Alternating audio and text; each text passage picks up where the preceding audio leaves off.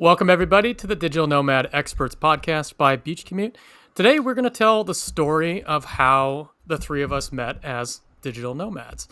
We wanted to talk, but we realized that we've never really talked about this in a thorough sense. I think we just talked about it in passing, and everyone's just listened to us saying, okay, these are the hosts. Don't know much about them. We might pick up some stuff here and there, but we never actually told the story about how we've met as digital nomads. And it's kind of important for a couple different reasons. One, you can get a sense of who it is that you're listening to, but two, you can get an idea of how you might actually meet other people as digital nomads as well, because we've met digital nomads in a variety of very, very strange ways. And I'm sure the conversation will probably lead us in a roundabout way to talking about how other people have met as digital nomads, because there's a whole world of opportunity for meeting people. Digital nomad cruises, digital nomad communities, accidents, WhatsApp groups, like, who is that person? And all of a sudden they're like, hey, let's grab coffee because I'm here, kind of thing. Opens you up to a whole different opportunity for meeting people. So we'll get into our whole story, but Marissa, you're in Costa Rica. I held back on talking about it before as we were prepping for this podcast because I wanted to save a little bit of your enthusiasm and discussions on how it's been so far. So how's it been so far? Yes, I am in Costa Rica, my favorite little town, Las Catalinas, and it is amazing. I'm so happy. I was just telling Jeff, I really just want to do a podcast episode on how happy I am getting here in Costa Rica. I've been back in Atlanta in my hometown for the past couple months, which is always nice to be around my parents, my family, my brother, my sister-in-law, my niece and nephew, a bunch of my friends from home. But Atlanta to me is just kind of like, it's a city. I don't love cities. It's the US. I don't love the US anymore, a lot of places. And every time I just start to I feel like if I'm there for too long, I just start to take a downward turn of not being like my full joyful self. And now I'm back in this little beach town. And I just told, so Jeff loves pickleball maybe more than I do. But when I come here is when I play. So I'm surrounded by a lot of people. I'm playing pickleball like in the jungle every day. When you leave the pickleball court, you get a dozen fresh eggs that were laid that day from the chickens who are also next to the pickleball court. That's like the vibe in Costa Rica here right now. I always love that. But each day I'm like surrounded by digital nomad friends here. I am like in the ocean every single day. There's like a sauna. I've been like, it's just easy. Everything is in walking distance. I'm barefoot all the time.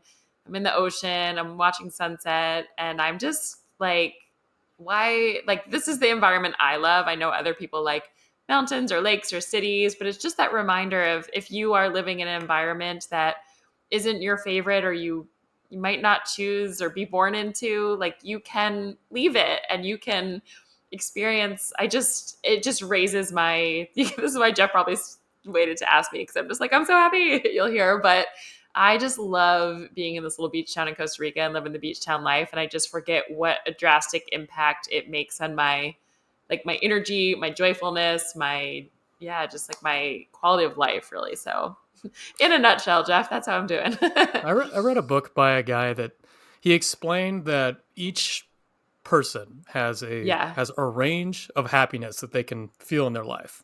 Like, say you put it on a scale from 1 to 10, this person can sit between 4 to 7. Like, you can't really, they're incapable of reaching a 10 for whatever reason. Whether I argue with it or not doesn't really matter. But his case was you can be between a certain range, and it kind of checks out. That's why you see some people that just like, why the fuck is that person always so happy? Well, their range is usually between like 8 to 10. So if you are in that, if you subscribe to that way of thinking, say you're between like a 5 and an 8, in Costa Rica, you'll just be a 9. Like, for whatever reason, It's just that place puts you at your peak happiness. It's and maybe it's not a woo-woo thing. Maybe it is just the people are that way. Maybe it's hard to feel bad when you're staring at a Pacific tropical ocean in the water, playing pickleball. All of these things just contribute to it being a very happy place. So, I mean, if you're not feeling well right now and you're dreading this winter coming up, I'm telling you, the best therapy you can get, just go to Costa Rica for a month. It will, or any country that you've been excited to go to. No, go to Costa Rica. Costa Rica specifically. No, go to Costa Rica. That's the medicine. I am prescribing the medicine here. That's hysterical. I thought you were just like, just travel, go to a place. No. But specifically, Costa Rica is the medicine. I mean, there's a secret here. You know, the the saying in this country is pura vida, which means the pure life. And it really is. But also interestingly, people call it, if you live here long term, they call it dura vida, like the hard life, because you don't have Amazon, you don't have easy access to things, but maybe there's a perfect middle ground of being here for a few months and popping in and out. But Costa Rica is the medicine, and it is just, yeah, I'm good. But I want to talk quickly about that number thing, and then we will get into our story. I've had, like, kind of as a coach and someone, I personally am fascinated by just naturally how people feel in general, as you said. Like, do people have that sort of range of like, this is just your kind of scale? But also, like, does that change in different countries that you are in? Because I know personally, and many people I've traveled with, there's just certain countries, certain energetics, certain environments, topography, whatever you want to call it, where it just really, like, you're like, I love this place. Like, I just feel good. And I've talked with a lot of nomad friends who are also like, I am like deeply into personal development, and a lot of friends who are, and everyone I know who like is happy traveling will go back home to geography or a place or family, you know, interactions, whatever, that they don't really love. And they're like, Marissa, like, why can't I be as happy as I am in, Sri Lanka and Mexico, fill in the blank of wherever you love? Like, I should be able to be that joyful, that automatically, that number that you talked about, if you're a range between a 5 and 8, like, why can't if I'm an 8 elsewhere, why am I a 5 when I'm home? And to me, I think we can, and there's a lot of books on this as well, that like you can create your inner happiness, like you can raise your own vibration. But my theory is that, like, let's go with yours for a second, that like you're between a 5 and 8 and that's who you are. Let's just pretend that for a second. I think if you're in an environment you don't like, you kind of wake up at a 5 and you have to like work hard to be an 8. You got to purposely meet people, go to the gym, play a sport, meditate, yoga, whatever it is that like makes you journal, all the things. Like, you got to work hard to get to your 8 vibration. And in Costa Rica, like, I just wake up at 12, whereas Atlanta, I Mhm. might wake up at 6 and have to work really hard to get a 12. And it takes a lot of energy. So now I just am naturally a 12, and now I have just all that excess energy, instead of trying to get happier or more joyful or better, to work, to play pickleball, to be with friends, just to be and do better in other aspects of my life. So I have a lot of thoughts on that, but that's my quick theory. I didn't know we are going down It's this route today. I totally get that. And I know certain instances in my life I can see beforehand I'm going to have to overcompensate Yeah. to get myself up to baseline. If it's turning into winter, it's always a harder time for me. So I know that means more going outside, forcing myself to get vitamin D, taking vitamin D, maybe meditating more, exercising more for sure. All these things I'm going to have to do. I'm going to have to work harder to get to that level. So I think there's a lot to what you say. When you're in the environment that's already conducive to your, higher level, your higher vibration, whatever you want to call it, it's a lot easier. You have to work less, and it's just comes more naturally to you. I'm saying this as I see the sun angle getting lower and my fingers getting colder, and I'm like, oh boy. And I've been on, bookmarking Google Flights a little bit more often. It's like a natural phase for me towards the end of the year. It's like, all right, Time to gonna get have out. to gonna have to work it out. All right, let's get to the topic though. We Yes. could easily derail this thing and turn it into a 2-hour conversation. So we all met at separate times. You met Diego first. I also met Diego first. Might have met Diego before me. Do you remember like what year and date you met Yeah, Diego? because it was the first time I tried digital nomading. It's kind of like a trial run, which I recommend to a lot of people to do. This was in March 2019 in Colombia. Oh, so I met him first. Yeah, Yay. yeah, because In I my think you met mind, I him thought you did. earlier in Bali, 2018. right? Yeah. Yeah. So to give the short, so if you're new to listening here, Diego, so you got me, I'm Marissa. Jeff is here talking with me, and Diego is our third Beach Commute co-founder as well. And Diego is also the co-founder of a company called Wi-Fi Tribe, which is a community of people who travel together. If you're looking for nomad friends on the road, definitely go to wifitribe.co, check that out. So I met Diego. I had been kind of nomading on my own ish, like kind of testing it out, but maybe for the 2 years before that, just kind of doing little trips here and there, convincing some friends to go with me here and there for a week or so, and then just doing some travel on my own. And then I met Diego in 2000 when I did my first Wi-Fi Tribe chapter. And he was in, so I spent 6 weeks in Bali in Indonesia, and he was there with me. And then we did another month. I did a second back to back chapter. I went to Thailand and did another chapter with Diego there. And then I went and did some other travels throughout Southeast Asia. I don't remember. Diego went somewhere else. And then you met him in March of 2019 in Colombia on a chapter. So he was the chapter host there that you did. And then we all met together in April. Soon after that, then it was like April 2019, I believe, that we No, all met. it was later on. No, We May, no, June. we did the August to September chapter in Oh, Bolivia. okay. Okay. Yeah, it was because it Yes. was in the fall.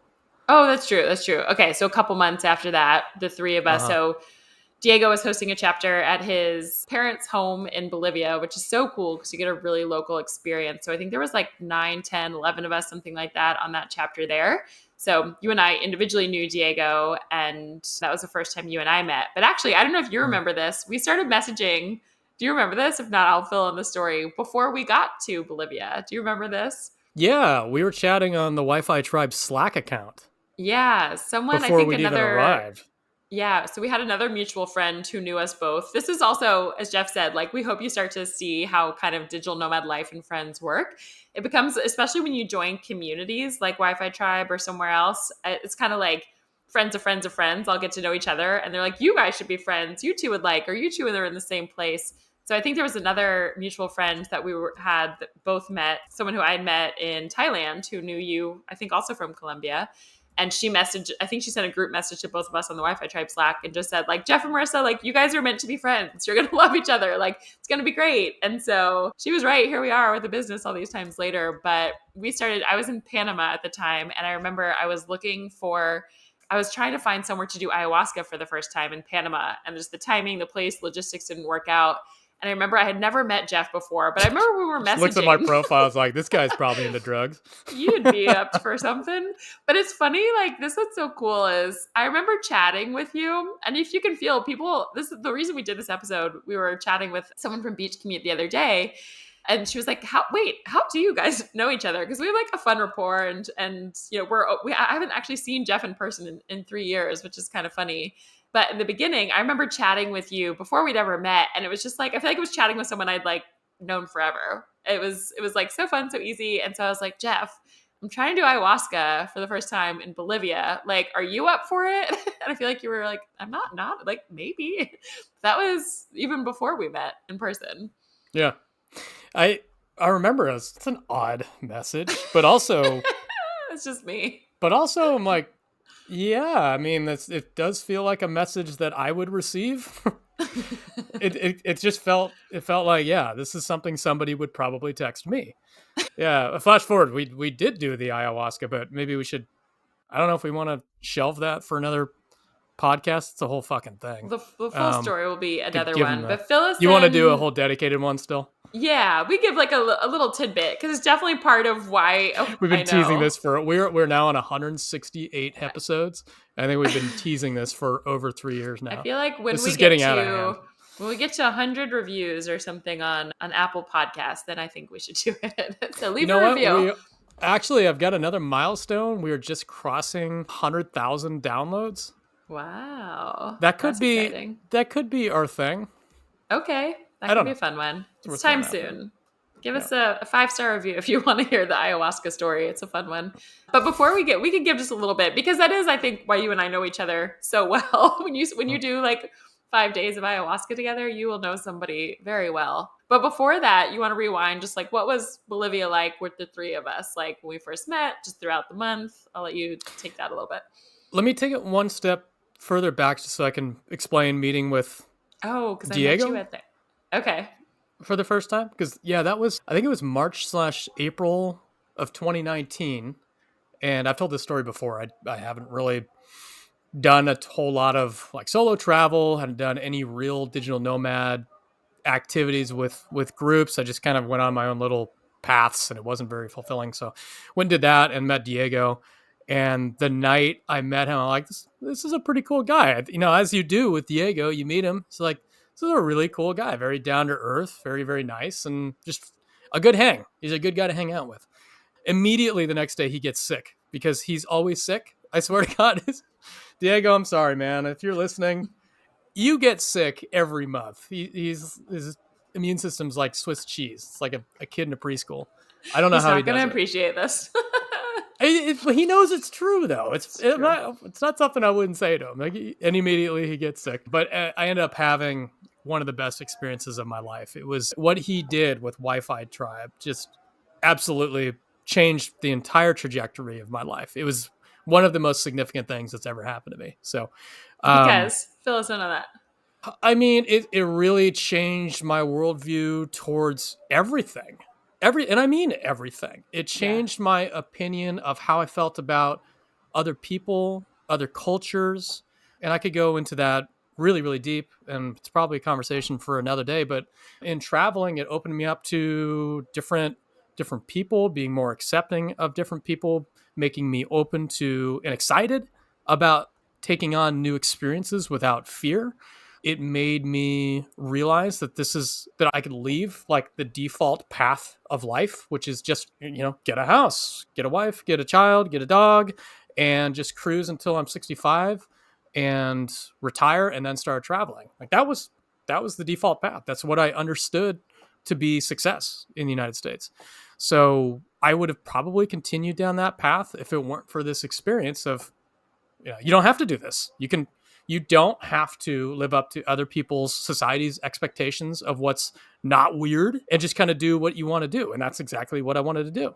So it opened me up to a whole new way of looking at life. And since then, it's just like, okay, I don't have to be static. That was step number one. I can move around. Step number two, I don't have to work for a company, which you and Diego helped me out immensely and really kind of just pushed me and pushed me and pushed me until I finally jumped off and realized, oh, I don't have to work for a company.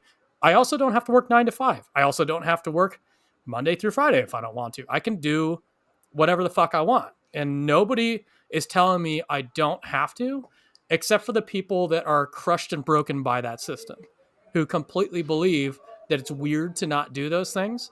And if they think that that's weird to not do these things that they're doing, that they're complaining about every day, spending money through Friday, looking forward to Saturday, and drinking throughout the week to make it through the week, fuck you. I don't even want to be your friend anyways. That's not the kind of person I want to be hanging out with. And so, I've ended up, most of the best friends I've made have been made in the last 5 years. They were not made in the previous, how old am I? Almost 40, 35 years. They were in the last 5 years. So, I mean, it's changed my way in the most instrumental and core value ways than anything else that's happened in my life. So that month was really just the tipping point. And then the rest was just everything else falling into place. How do I make this happen more often? How do I take the next step, which is, working for myself? How do I take the next step, which is how do I get other people to do this and see the light? And then the next step, how do I convince people that companies are fucking them over by telling them to come back into the office? And then this is my next 5-year path, is taking down companies that are not allowing people to do what it is that we're doing and see all this beautiful life that there is to live that you can see right now, not when you're too old and tired to do it. And society says, okay, you're released from your sentence. You're now allowed to live life. Screw that. This is, whoa, I blacked out for like 3 minutes now. Is that what you? I was like, Jeff, I don't think you have any passion for this. I can't tell. I don't think so either. No. Well, you know what? I'm just You like, mic baited drop, me a we're little done. bit, and I took it, and here I am. I didn't know that's where you were going with it. I thought we were just talking about meeting Diego in Colombia. I didn't either. Big life lessons. So Jeff just channeled some information, doesn't even know what he just said. We'll have to play it back for you to hear. Yeah, I think I blacked out, and then some other took possession of my mouth and thought processes. So much passion. It's amazing though. We really have. Yeah. I mean, Beach Commute. We'll back up again in a second, but it really has evolved. So like we have loved this life and meeting such amazing people, traveling the world, being in other countries, seeing the world, seeing what else is out there, being, like I said, in environments where you feel happy, surrounded by people who also share the same values. And like, we just want to help you do this too. Like we are so passionate about it. Mm-hmm. And this is kind of the story why. You'll hear a bit more. So it means so much to us now to help you to realize like whatever life you're living in, whatever, you know, golden handcuffs or cage or environment or office or location, like you don't have to stay there. And you can also go back and forth. Jeff and I do go home. Like we do go back and still spend time, you know, in those places, but it's just having the freedom to leave it and get out and feel a different way too. But I love that story of meeting Diego. And I also had this, like, Diego is, you don't hear him on the podcast as much, but he's such a just like steady, calming, just good guy, you know? And so when I met him in Bali, for me, I had a mix of, it was somewhat like you had in Colombia as well. For me, it was Bali as a whole is like that, but then to be on a Wi-Fi tribe chapter surrounded by other people just like us who also value living a different lifestyle, being free, going to this new destination or continent or place that like just all the like there was just so many adventures I went on with people within Wi-Fi Tribe and Diego that month. And I felt like everybody I met there for the first time understood the lifestyle I was trying to live. I didn't have to be like, okay, oh yes, I can live here. I can work remotely. This is what I'm trying to build. This is why I'm doing this. Like you kind of have to explain to most people in life. And when I got to Wi-Fi Tribe and Diego and Bali in general, I didn't have to explain myself to anybody because everybody was doing the same. And it was just so refreshing and amazing. So I had a lot of fun experiences with Diego, like throughout Indonesia, throughout Thailand. And so it was so fun to come back together and then be in Bolivia, which is such a special place to Diego, and to kind of get that side of him in a new country as well, and to meet you. And the three of us had like such a fun vibe all together too. So now that I've derailed, let's bring us back to we're at Bolivia. Bring it in. Now, right? We're So in we Bolivia. both met Diego. Next step, we go to Bolivia. I met you first though, Jeff, at 3:30 in the morning because our flights, you remember that? We landed at in the airport. Our flights, there's so many little layers. There's no easy way to get to Bolivia. That was just, I think it was 1, 2, maybe 3 layovers to get there. I took the strangest route. Like the only route available was like Antarctica, Australia, Bolivia. Like, what is this? This better be good. And then we arrived there at like 3 a.m. Yeah, just totally gassed, and then get to Diego's house. Oh, no, before that, you got to take the crazy taxi drive. Crazy ride there. You were a ball of it. It was like 3:30 in the morning. I was not. I had been a long travel day, and Jeff was just like full of energy. I was like, "Who is this guy? Like, how do you have this inside of you right now?" I was like, "What is this?" But it was fun to be able to like share a ride there and not travel. Because it was like a 45-minute drive from the airport, 3 a.m. to this house. And it was nice not to do that alone. But it's a funny way to meet someone where you're just like jet lagged, tired, like super tired, and just like got to be your best self when you meet someone new. And I was like, hi, I'm here and I'm tired and you have a lot of energy right now. I just want to sleep. Being obnoxious. Shut up. No, it was good. But okay, so fill us in. What was the month like in Bolivia? It was a net positive, but I'd say that environment is harder on me than you. So for context for the listeners, the Bolivia house is outside of town far. Like you're kind of just locked into the compound, right? I mean, it was a compound in the mountains, a beautiful compound. It's overlooking a big, what would you even call it? It's like a valley, I guess. Not quite a valley, but it's like a channel that just ran through. It's like a big cliffside, and then a river that ran through with a whole bunch of, it's crazy moonscape. Like if you just Google some pictures of Bolivia countryside, it looks like you're on Mars. Like La Paz, Bolivia. Very jarring. And it's very isolating too. I don't do so well with that. I'm better with like kind of a high speed environment, but learned to settle in over time. And it was good that we had a smaller group. I think it was only 9 of us, if I remember right. Maybe 9 or 10. So it was an intimate group, and we did everything together. We did mealtime together every night. We did a lot of adventures. That's one of the big draws of going to Bolivia. There's just so many cool weekend adventures to do. The ATV weekend trip, we came back. Like I'm probably still cleaning dust off of myself from that. That's the dirtiest I've ever been. And so we did the Salar de Uyuni, which is I think it's the world's largest salt flat, right? It's like as far as the eyes can go. Which is very cooling and also jarring to look at because there's no perspective when you're looking at flat ground forever. You've got nothing as a frame of reference. Yeah. It's just white all the way through to the horizon. So kind of like, what the hell am I looking at? And unfortunately, we were there when it was dry, so you couldn't see that really cool reflection that you see in all the Google images. I'd love to see that. I think the pictures are probably good enough for me, and I probably don't need to go back there. That was it's a very long, It's a cold weekend. journey to get there, but so cool. What other, did we do any other adventures, or we pretty much tapped out after that? I feel like we did something Diego and else. I biked down Death Road, but you had sneezed too hard and had a rib Yeah. injury and couldn't Yeah, bike. I pulled True like story. a rib muscle or something. And I couldn't even, yeah, I couldn't even laugh. Laughing hurt for like 2 weeks. It was brutal. I had to sit It that one was out. so good. But yeah, all sorts of just ATV camping adventures in the mountains and around there. And it is interesting, yeah, like you said, you can in La Paz, you can be around restaurants and coffee shops and all of that, but the house that we happened to be staying at was sort of in the middle of nowhere. And Jeff and Diego, both, if you've listened to the podcast, you know they love their coffee shops and their fancy coffee and like to leave and go, to cafes to work. So every night it was a journey to get there. So you guys would go maybe like once a week and had to force me. I was very happy at the compound. If I have friends around, I can be, and friends in nature, like I will not leave. I never wanted to leave. I'm happy, happy, happy there. Just sitting in the grass, sitting in the mountains, hanging with friends.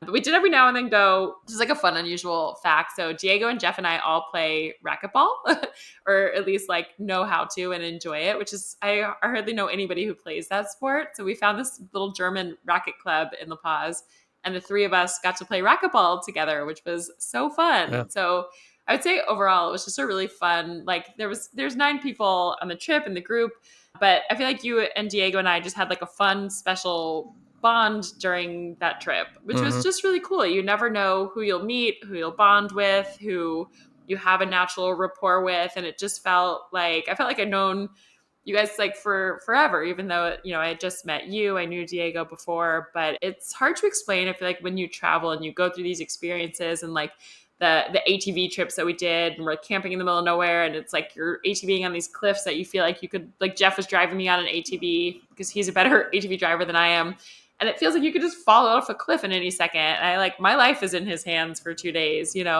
and you just get to know people in a way that it would take a year and a half, I feel like, just in a normal environment at home, and still you wouldn't. Like there's something about that month in an intense travel environment together where you get to know them so well. And so that's why, like, when you hear this rapport on our podcast on Beach Commute, like, even though we're not always, again, I haven't seen Jeff in 3 years, and we'll get in a second to the last time I did see you, but it's just, I feel like you get to know someone so deeply that, like, you have this, no matter how little time you spend together, or the next time you see them, like, you can pick up instantly and have this cool relationship.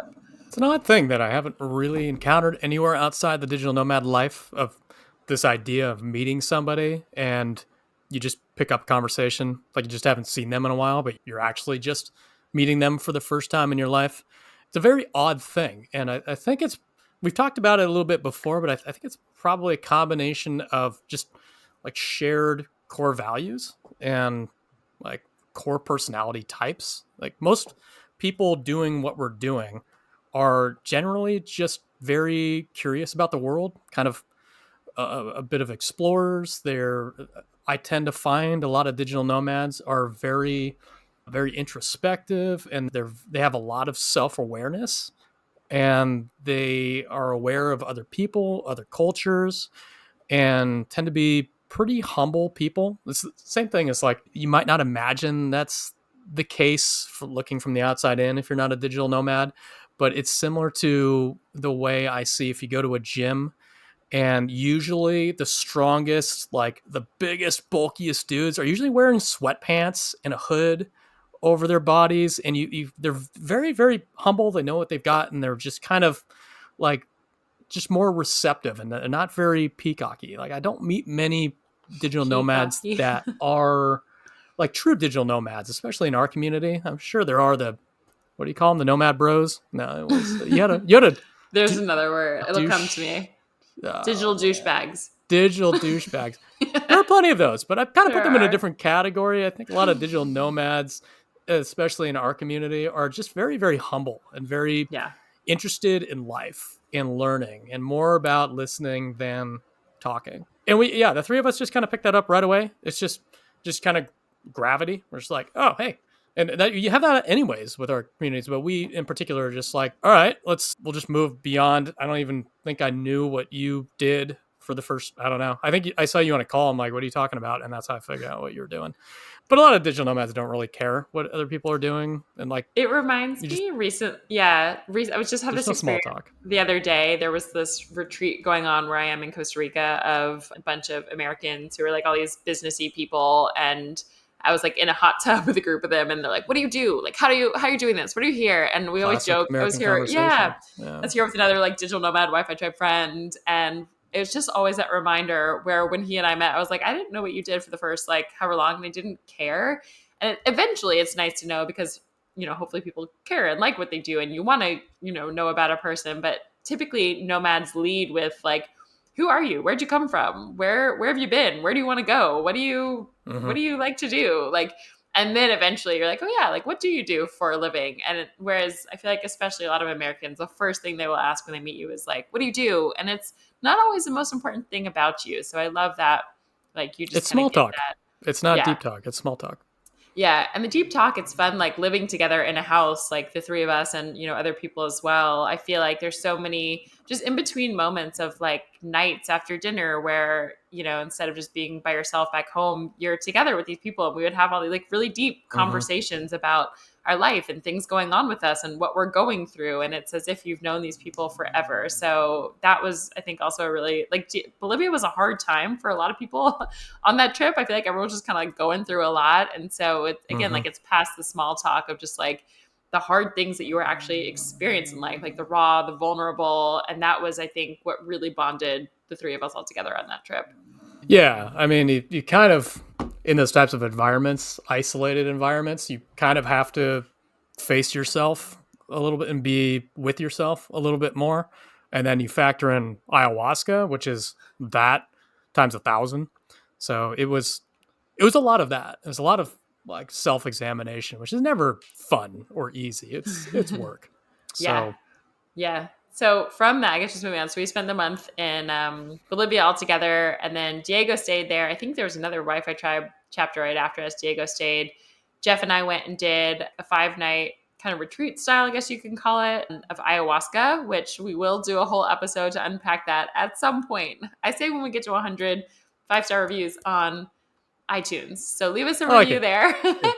Or on Let's do that. Spotify, whichever we get to first, or we might do sooner, but do that if you want to hear it sooner. And if you don't know what ayahuasca is, to give like the briefest version so you can understand more of like the rapport that Jeff and I have going on here.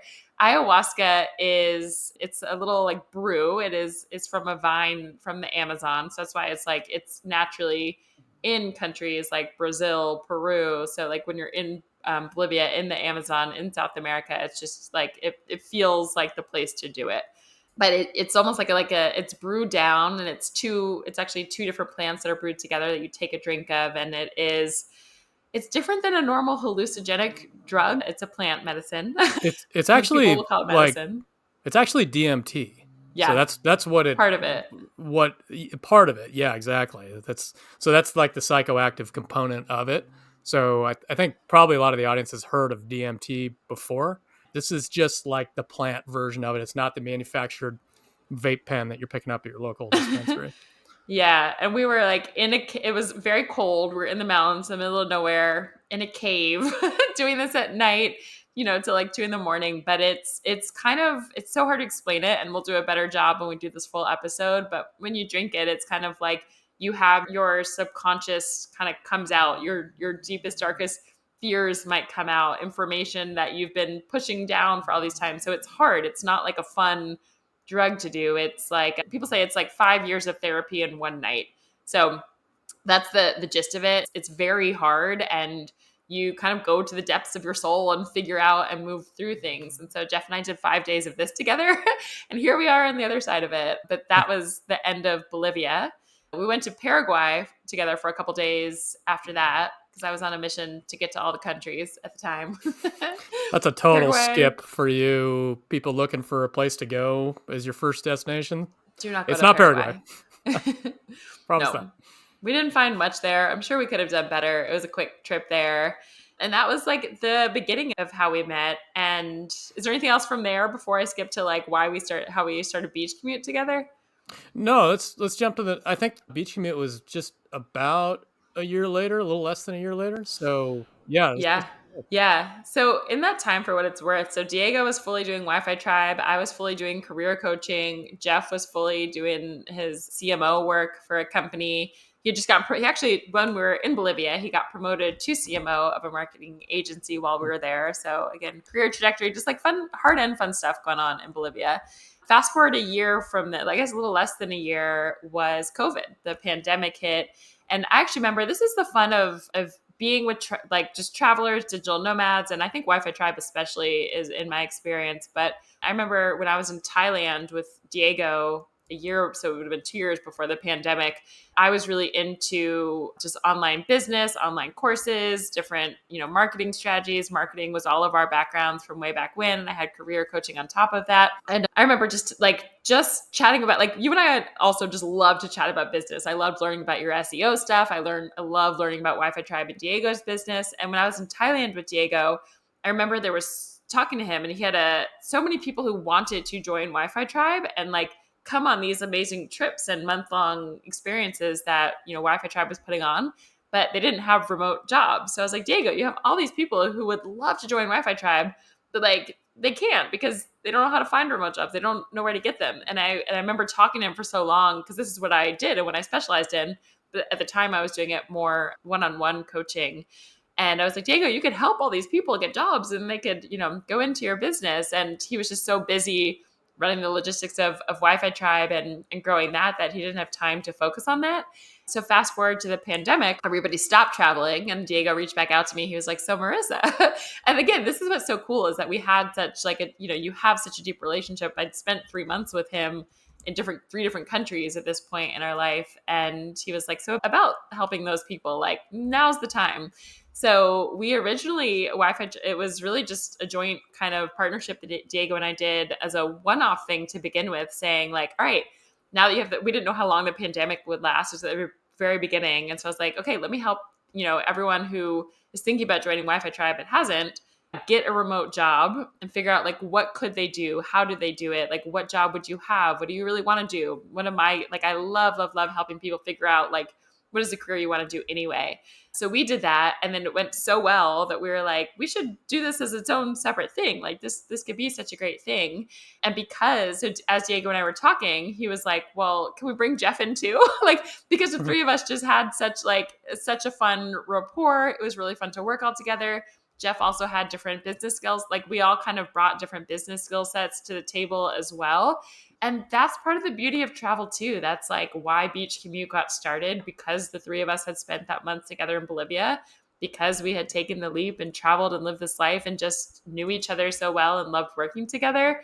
And Beach Commute was born. And that was a lot of years ago now. And we've helped so many people now to find remote jobs, to start traveling. And it's like a joy and a privilege, and something that we all love so much. But to rewind again, we were talking to a beach commuter a couple of weeks ago who was just like, how do you like, I hear you talk every day, but like, how do you even know each other? And that's the gist of that. Anything else from that part of it, Jeff? No, I think over the last, it's been 4 years now. We've been doing this Yeah. a little bit over 4 years. Almost 5, I Just think. looking Maybe. back, Yeah. it's just what we've talked about and the things that we've been helping people with has shifted so much over the Mm-hmm. last 4 years. I mean, it's all coming from listeners and subscribers. It's interesting because we thought we knew what we wanted to do, and then everyone's like, "No, this is what you should do," and we're like, "Well, all right, let's go in Yeah, that we listen. direction." We listen to you and what you want and how you want to be helped. It's kind of evolving, and that's good with me because I just, whatever path people need to get to what it is that we're doing now as digital nomads, on and off, whatever, it's just objectively better. Like, it's a better way to live life, I think. In our And I opinion. don't want there to be any barriers. Well, if you're listening to this podcast, I'm going to assume that this is an ambition of yours. But yeah, I want the barriers to be removed for people to be able to achieve this, because it's too When you difficult. say this, what is this? Digital nomad life, just doing Yeah. all the things we just been talking. This should be available to people without as many barriers. as they are now. So we're getting there. We're getting there. Keep talking Yeah. to us.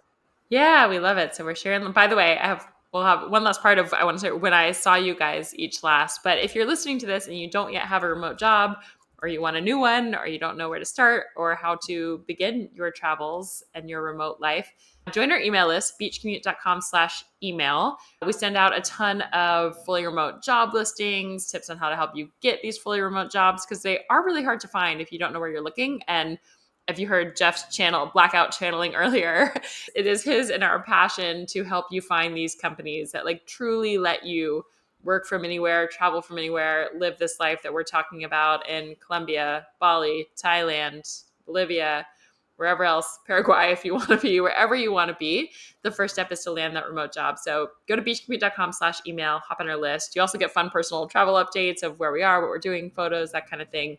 And then real quick, I think the surprising thing that most people would, or that you might find surprising if you're listening to this and you hear Jeff and I and Diego talk each week, is that we haven't seen each other in a while. We have different digital nomad lives. We do need to get together soon. I very much hope we do. Mm-hmm. But the last time I think I saw, I guess Diego was in 2021. He and I were living in Mauritius for the month, a little African island kind of in between Mozambique and India. So spent a month there, which was really fun to get to spend that month with him. And it was also a lot of like ton of like hiking, waterfalls, so like windsurfing, camping, just like an epic cool time there. And for you, I think we decided it was also 2021 in Romania was the last time I saw you, right? It was, yeah, it was 2021, Romania, Bucharest, I think. I couldn't remember if it was. Yeah, I think that was Yeah, because I also 2021. saw. Diego, I missed Diego by several days. He was also in Romania, so I hadn't.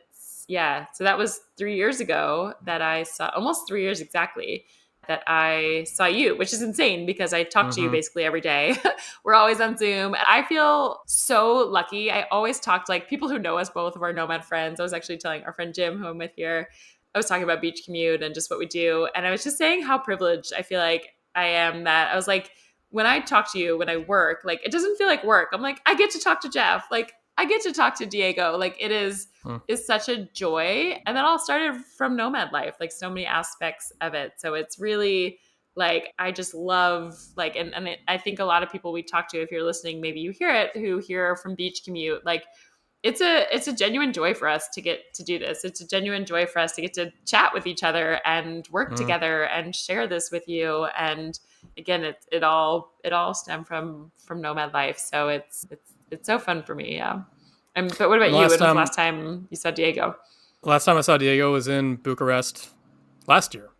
So I A guess it year only ago. makes You went sense back? that we have. Yeah, I saw him last year You went back in to Romania? Bucharest. Kind Yeah, of oh yeah, you went to that music I was there festival. before Serbia. Yeah, yeah, yeah. That's right. Yeah, I guess it only makes sense that we have a reunion between the three of us in Bucharest. No, anywhere but Romania. It only makes sense. I mean, the stars have aligned, and you're just gonna have to deal with it. Maybe everyone can come to Costa Rica and we'll have the medicine of Costa That I could Rica. All that right. I could That's a get win. behind, and much closer. That's a little Perfect. better. Yeah. Perfect. We'll do that. So, yeah, that's the story of how the three of us met. That is the story of why you hear from us together on the podcast and in our emails and in Beach Commute, helping Mm. you find a remote job. Anything else, Jeff, about the way we met, about Beach Commute, about any questions? If you have any other questions, by the way, of anything, we love to answer. We really do. Like this podcast came from a question that one of you asked us. So if you want to write in at hello@beachcommute.com and you have a question about anything else that you heard today, anything else you want to hear about from Nomad Life, how to get a remote job, of travel tips, like we really do listen and make these podcast episodes from the questions that you ask. But yeah, Jeff, anything else you want to add? No, I think I'd be curious to hear any questions people have. I mean, that's how we end up with most of these topics, anyways. So yeah, write us in hello@beachcommute.com. Or if you have any questions, or if you are demanding to hear the crazy ayahuasca story, get the reviews up. We need 15 more. We'll do Oh, it that's at it? 100. Yeah, well, I Okay. mean, we're right next to over 100,000 downloads, so that would have to be like next week. And I don't, we can't announce a deadline and then a target that's like gonna happen in 5 days, so that doesn't make sense. So let's keep it with yours on the reviews. I like that better. Okay, perfect. So yeah, leave that 5-star review and we will share the ayahuasca stories soon. And other than that, yeah, beachcommute.com/email if you want to stay tuned, stay followed, and learn about new podcast episodes, tons of different remote job listings, and start your nomad life. And back to the beginning of everything as well is like you can do this. If you want to have an environment, go to Costa Rica, go to any of the places we talked about, go anywhere you want to get a remote job. Like you absolutely, absolutely can. We will help you do it. So go to beachcommute.com/email. It's the best way for us to begin helping you. And check back. We'll see you next week.